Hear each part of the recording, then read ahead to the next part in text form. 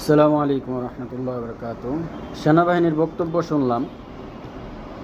সেনাবাহিনীর বক্তব্য আখরুজ্জামান সাহেব বলতেছে যে আমরাই হচ্ছে বাংলাদেশের একমাত্র ফোর্স যেটা আপনাদের জন্য, জনগণের জন্য কাজ করে থাকে।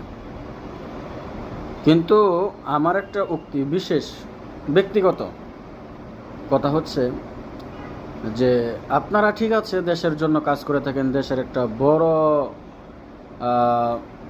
ডিফেন্সের ডিফেন্সের লোক আপনারা, ঠিক।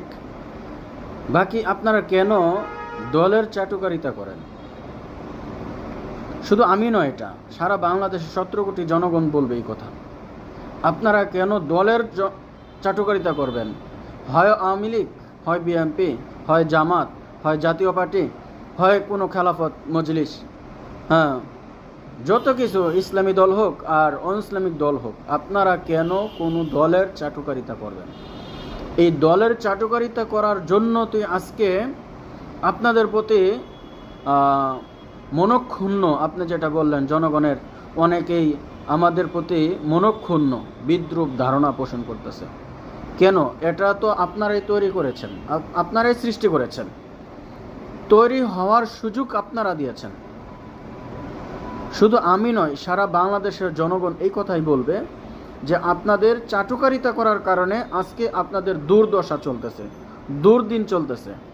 হয়তো অপরাধ যেগুলো সংগঠিত হয়েছে সেনাবাহিনীদের মাধ্যমে, হয়তো টানতে টানতে টানতে টানতে আপনাকেও কি ওই অপরাধে জর্জরিত হতে হবে। আদালত করবে এটা, বাংলাদেশের জনগণ বিচার চায় এটা।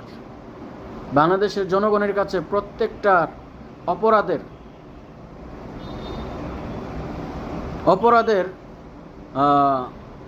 কথা ব্যক্ত করতে হবে, স্বীকার করতে হবে। শুধু দল, আপনারা একমাত্র দল, এই কথা বলে আপনারা বাঁচতে পারবেন না। আল্লাহ তাআলা বুঝার তৌফিক দান করুন।